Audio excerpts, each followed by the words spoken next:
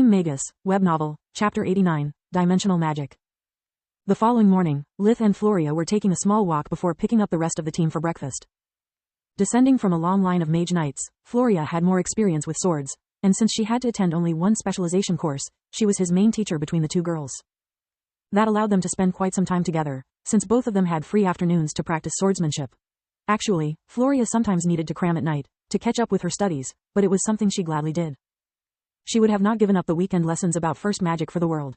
Besides, once she managed to get to know him better, she really enjoyed his company. The same went for Lith. Up to that point, she was his favorite. Floria was mature and level-headed, speaking her mind so often that sometimes she came out rude. She also had various interests and hobbies, making her able to talk about almost every topic, not only about magic or court life. Lith enjoyed their talks, learning about the New World mentality and non-written society rules. Having lived most of his new life in a small village, Lith could learn more from one of her anecdotes than from an entire book. That day Floria wore her long black hair down, making them dance in his face every time she turned her head suddenly. "Why are you still growing your hair?" Lith asked. "I thought that having them short was more convenient for a fighter." "Yeah, you got that right. But during the last break, my mother kept nagging about me not being feminine enough. She said that if I cut them even shorter, people would mistake me for a boy." "What a load of sh*t, she grumbled. Lith could only keep silent, inwardly agreeing with her mother. Floria was very tall, even more than most professors, and she still had plenty of time to grow further. She also had wide shoulders and enough strength to easily lift him, like during the mock exam. "What do you think about it?" she abruptly asked. "That I hope she didn't phrase it so cruelly, but I have to give it to her that you are prettier this way." Lith dodged the question with a compliment. "Of course not, my mother is of noble origins, she would never be so straightforward. She just pointed out how hard it is to find suitors for me, adding how scared she is at the idea that our bloodline would die with me and all that cr**p. I thought you had siblings." Lith raised an eyebrow at such arguments. He clearly remembered that her parents had 3 children. "I do, and when I pointed it out, she replied with the bogus theory that women are more likely to pass down a greater degree of magic. At that point I gave up. You know parents, you are always on the losing side of any discussion." Lith nodded, not knowing what to say. No one had ever tried to control that aspect of his life. "While we are at it, you do know that Kyla has it bad for you, right?" Yes, he actually suspected that Kyla was developing a crush, but he hoped that with time and not giving her special attentions, it would pass. He did not want to openly reject her and hurt her feelings. "Yet I don't understand why." "Well, she's an orphan. She clearly has daddy issues, and between your big brother and drill sergeant vibes, I'd say you make the ideal candidate."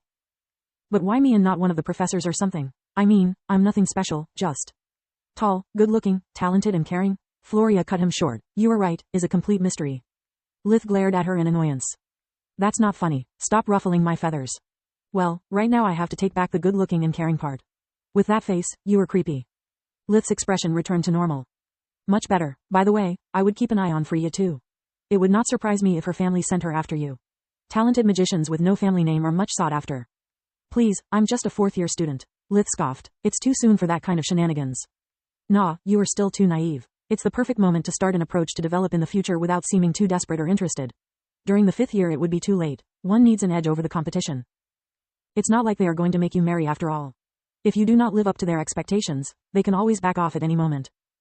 "That makes sense." Lith furrowed his brow, thinking about the unexpected problem. "Thanks for the heads up." "You're welcome, but to be honest, you should thank my father. It's only when he asked me if I would mind a younger spouse that I realized what was happening." Lith was afraid to ask the question, but he did anyway. "What did you reply to him?" "After stressing out that I don't mind a small age gap, don't get me wrong. I don't want to end up marrying someone much older than me, I said that I would consider it." No reply was the only reply. If I said yes, he would have sent my mother to make me change my mind. If I said no, he would have probably started arranging our marriage. He is kinda bullheaded." "I see." Lith tried to keep his poker face, but unconsciously took a step away from her. "Don't overestimate yourself, short stuff." She laughed at his move. "I'm my own woman. I may bend on many things for my parents' sake, but love is not one of those. If they try to force me, I'm ready to become independent after the graduation. If I keep my grades as they are, people will line up to hire me." From that point, they walked in silence, until they knocked on Kyla's door. During breakfast, everyone expressed their curiosity about the new lessons and their professors, making bets about their looks. Lith sneaked a look at Freya from time to time, and only when he realized that nothing had changed, he managed to put his paranoia to rest. Because dimensional magic was a compulsory course, it took place in the 4th-year lecture class. As soon as the last gong rang, Professor Rudd walked in. He was a tall man, about 1'78", 5 feet 10 inches, high, with gray streaked black hair, and ice-cold blue eyes. He was in his mid-50s, wearing the robe open and revealing a slim build. Aside from Vaster, he was the oldest teacher Lith had ever met. Good morning, dear students. He spoke every word like he was spitting poison. I'm Professor Kavos Rudd, and I'll teach you dimensional magic. As you can see, I am not one of those hot stuff children that our beloved headmaster Linhos placed in the academy. I'm one of the remnants of the old guard. One of those that, allegedly, find a waste of resources to teach magic to those that not belong to mages' bloodline or at least noble families. At those words, Lith, Kyla and Freya took out their ballot, placing it on their desk. After one too many practical joke, Freya had decided to follow Kyla's advice and got her freedom back. Being noble, that speech wasn't addressed to her, but she still wanted to prove her point. Freya wasn't scared of putting herself on the line for her friends. Rudd continued like he didn't see anything, despite the three of them were sitting in the front lines. Even in such hypothetical scenario, thought, I would still be a professional capable of leaving his prejudices outside that door. I expect you of doing the same. All the commoner students didn't believe a word he said. Many started regretting not having a guilty ballot. Dimensional magic is a complex and deep subject, so do not expect of getting rid of me after just 3 months. My class is where we will separate true mages from simple birds. Even a magico can fly, but only a mage can do this. After a quick wave of the hand and a hushed word, Rudd disappeared from the back of the class, near the chalkboard, reappearing in front of the first row of students. His hands never stopped. Before they could even gasp, he had already disappeared, materializing with his feet on a second row desk, making a full round of the class before returning back to the point of origin. This spell is called Blink, one of the most common battle uses of dimensional magic. It's particularly useful to battle mages and mage knights to push forwards, since they use weapons. But everyone can use it to escape in a pinch. Just to be clear, I didn't use any artifact, just my skills.